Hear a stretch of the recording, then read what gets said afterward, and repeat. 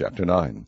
Now in the 12th month, that is, the month Adar, on the 13th day of the same, when the king's commandment and his decree drew near to be put in execution, in the day that the enemies of the Jews hoped to have power over them, though it was turned to the contrary, that the Jews had rule over them that hated them, the Jews gathered themselves together in their cities throughout all the provinces of the king Ahasuerus, to lay hand on such as sought their hurt, and no man could withstand them, for the fear of them fell upon all people. And all the rulers of the provinces, and the lieutenants, and the deputies, and officers of the king helped the Jews, because the fear of Mordecai fell upon them. For Mordecai was great in the king's house, and his fame went out throughout all the provinces, for this man Mordecai waxed greater and greater. Thus the Jews smote all their enemies with a stroke of the sword, and slaughter, and destruction, and did what they would unto those that hated them. And in Shushan the palace the Jews slew and destroyed 500 men, and Parshandatha, and Dalphon, and Aspatha, and Paratha, and Adeliah, and Aridatha, and Pashmatha, and Arisai, and Aridai, and Vajezatha. The 10 sons of Haman, the son of Hammedatha, the enemy of the Jews, slew they, but on the spoil laid they not their hand. On that day the number of those that were slain in Shushan the palace were brought before the king.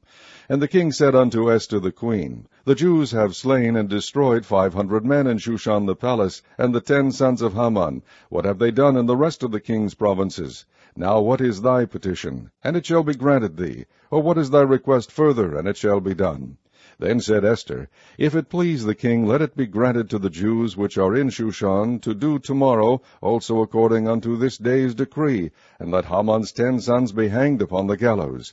And the king commanded it so to be done, and the decree was given at Shushan, and they hanged Haman's 10 sons. For the Jews that were in Shushan gathered themselves together on the 14th day also of the month Adar, and slew 300 men at Shushan, but on the prey they laid not their hand. But the other Jews that were in the king's provinces gathered themselves together, and stood for their lives, and had rest from their enemies, and slew of their foes 75,000, but they laid not their hands on the prey. On the 13th day of the month Adar, and on the 14th day of the same, rested they, and made it a day of feasting and gladness. But the Jews that were at Shushan assembled together on the 13th day thereof, and on the 14th thereof, and on the 15th day of the same they rested, and made it a day of feasting and gladness. Therefore the Jews of the villages that dwelt in the unwalled towns made the 14th day of the month Adar a day of gladness and feasting, and a good day, and of sending portions one to another. And Mordecai wrote these things, and sent letters unto all the Jews that were in all the provinces of the king Ahasuerus, both nigh and far, to establish this among them, that they should keep the 14th day of the month Adar, and the 15th day of the same yearly, as the days wherein the Jews rested from their enemies, and the month which was turned unto them from sorrow to joy, and from mourning into a good day, that they should make them days of feasting and joy, and of sending portions one to another, and gifts to the poor. And the Jews undertook to do as they had begun, and as Mordecai had written unto them, because Haman the son of Hammedatha the Agagite, the enemy of all the Jews, had devised against the Jews to destroy them, and had cast Pur, that is, the lot, to consume them and to destroy them.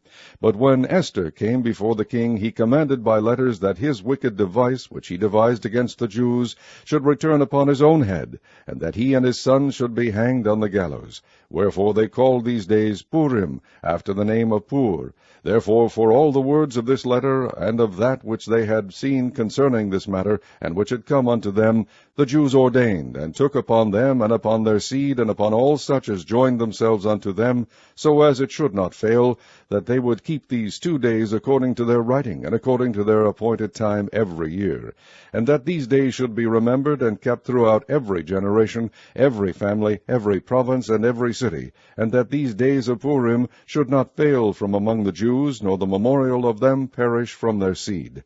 Then Esther the queen, the daughter of Abihail, and Mordecai the Jew, wrote with all authority to confirm this second letter of Purim.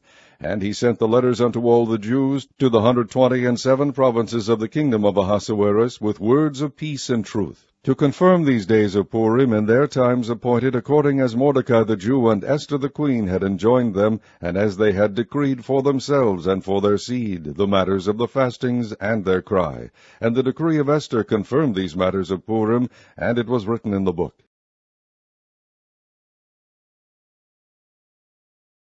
Chapter 10. And the king Ahasuerus laid a tribute upon the land and upon the isles of the sea, and all the acts of his power and of his might, and the declaration of the greatness of Mordecai, whereunto the king advanced him, are they not written in the book of the chronicles of the kings of Media and Persia?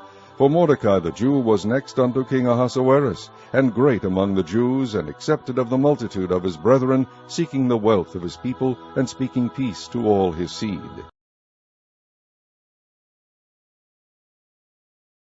Acts chapter 7. Then said the high priest, Are these things so? And he said, Men, brethren, and fathers, hearken.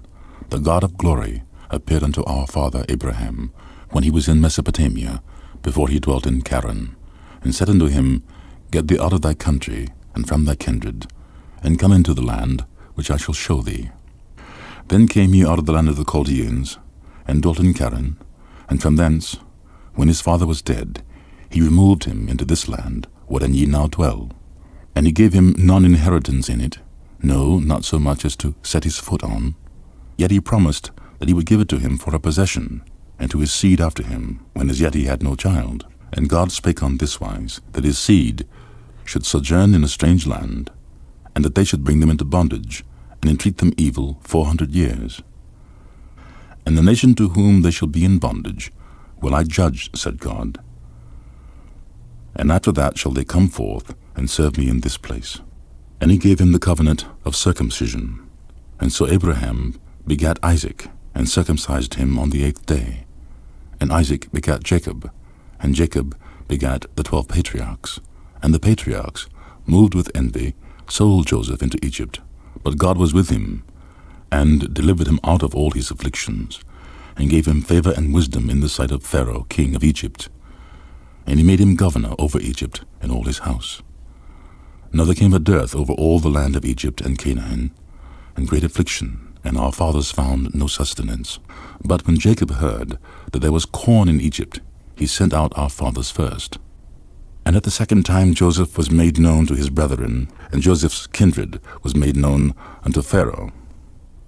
Then sent Joseph, and called his father Jacob to him, and all his kindred, 75 souls. So Jacob went down into Egypt, and died he and our fathers, and were carried over into Sychem, and laid in the sepulchre that Abraham bought for a sum of money of the sons of Emma, the father of Sychem. But when the time of the promise drew nigh, which God had sworn to Abraham, the people grew and multiplied in Egypt, till another king arose, which knew not Joseph.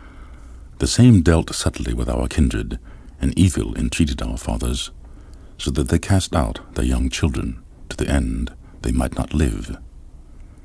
In which time Moses was born, and was exceeding fair, and nourished up in his father's house 3 months. And when he was cast out, Pharaoh's daughter took him up, and nourished him for her own son.